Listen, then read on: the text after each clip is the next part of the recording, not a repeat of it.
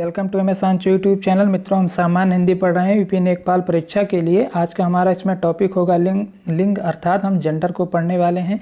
तो मित्रों, जेंडर से पढ़ने से पहले इसका वेटेज कितना होता है परीक्षाओं में, तो मित्रों इस टॉपिक से लगभग 1 या 2 प्रश्न सभी परीक्षाओं में पूछे जाते हैं। इससे ज़्यादा क्वेश्चन नहीं आते हैं। तो मित्रों, आपको क्या करना है, इसको ध्यानपूर्वक वीडियो को सुनना है और PDF को एक बार आप जब इसको देख लेंगे वीडियो को सुनने के बाद, तो आपको ये क्लियर हो जाएगा। तो मित्रों, सबसे पहले आइए स्टार्ट करते हैं लिंग को कैसे पढ़ेंगे। तो मित्रों, लिंग को इंग्लिश में किस नाम से जानते हैं? जेंडर के नाम से जानते हैं। लिंग का अर्थ क्या होता है मित्रों? तो लिंग का जो अर्थ होता है चिन्ह या निशान होता है। क्या होता है मित्रों? चाहे चिन्ह कहें या निशान कहें, ठीक। तो आपको ये याद रखना होगा ये बातें। आइए इसके बाद देखते हैं लिंग की परिभाषा क्या होती है मित्रों। तो परिभाषा आइए समझते हैं इसके लिंग की।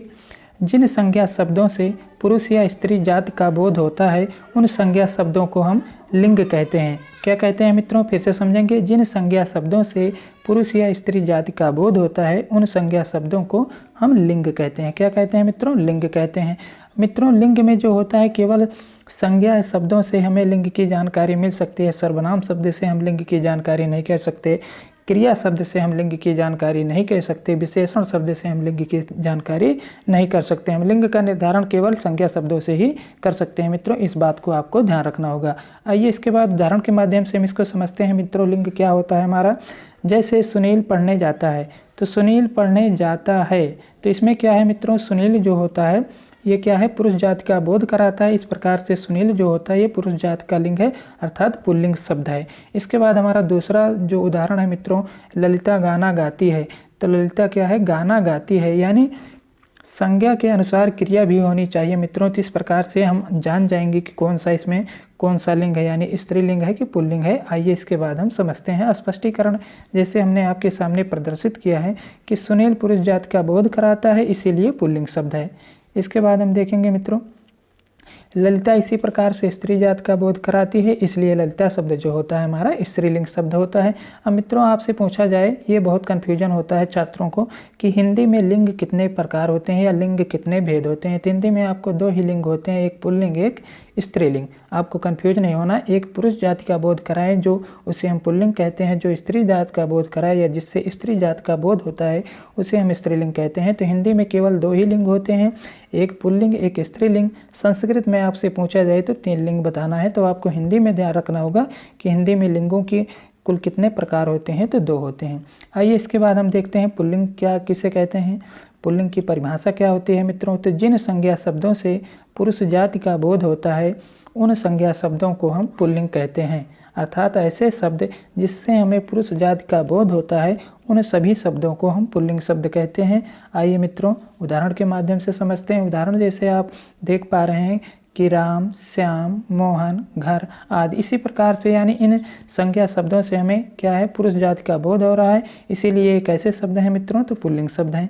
इसके बाद आइए देखते हैं हम स्त्रीलिंग की परिभाषा समझेंगे कि स्त्रीलिंग शब्द कैसे होते हैं, इसकी परिभाषा क्या होती है। तो जिन संज्ञा शब्दों से स्त्री जाति का बोध होता है उन्हें स्त्रीलिंग कहते हैं, अर्थात ऐसे शब्द जिनसे स्त्री जाति का बोध होता है उन सारे शब्दों को हम स्त्रीलिंग शब्द कहते हैं। इसको उदाहरण के माध्यम से देखते हैं मित्रों। जैसा कि आप उदाहरण देख पा रहे हैं, सीता, गीता, राधा, पेन, गाड़ी, किताब, ये सारे शब्द कैसे हैं मित्रों? स्त्रीलिंग शब्द हैं। तो मित्रों आइए इसको समझेंगे, कैसे पहचानेंगे कि कौन कौन से शब्द हमारे स्त्रीलिंग होते हैं और कौन कौन से शब्द हमारे पुल्लिंग शब्द होते हैं।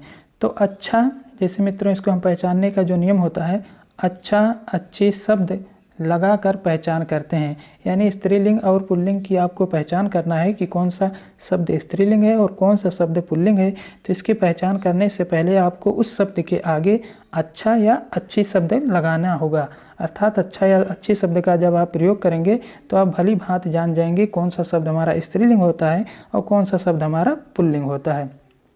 आइए इसके बाद हम देखते हैं मित्रों, जिन शब्दों के साथ अच्छा शब्द लगता है वे सभी शब्द पुल्लिंग कहलाते हैं। क्या मित्रों?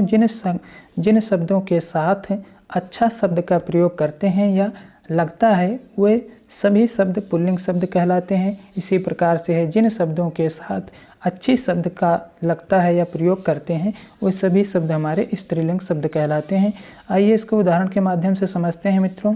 कैसे समझेंगे? कुछ पुल्लिंग शब्द के उदाहरण हैं जो परीक्षाओं में बहुत ही प्रचलित हैं, अर्थात बार बार रिपीट होते हैं, उनको हम देखेंगे। इसके कुछ अपवाद भी होते हैं, कहीं कहीं पर अच्छा और अच्छी का जो कॉन्सेप्ट है ये नहीं बैठता, अर्थात कह सकते हैं कि कुछ अपवाद होते हैं, वहाँ पर नहीं लगता है।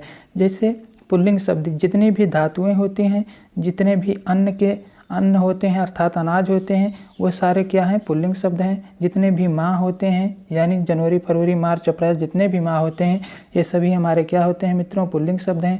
इसी प्रकार से जितने दिवस होते हैं वो सभी पुल्लिंग शब्द हैं।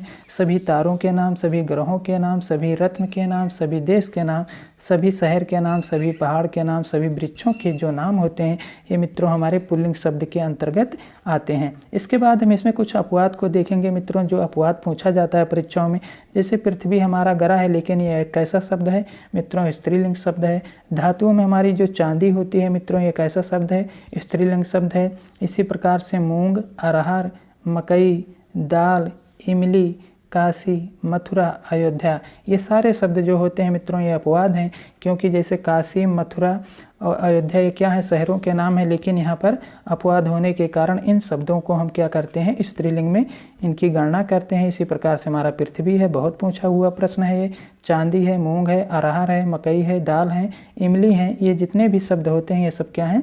स्त्रीलिंग शब्द हैं। इसके बाद स्त्रीलिंग शब्दों को हम देखते हैं मित्रों। स्त्रीलिंग शब्द जो होते हैं हमारे सभी नदियों के नाम जो होते हैं वो स्त्रीलिंग शब्द होते हैं, लेकिन इसमें भी कुछ अपवाद मिलता है। जैसे गंगा, यमुना, सरस्वती, ये सभी नदियाँ क्या हैं? हमारी स्त्रीलिंग शब्द हैं।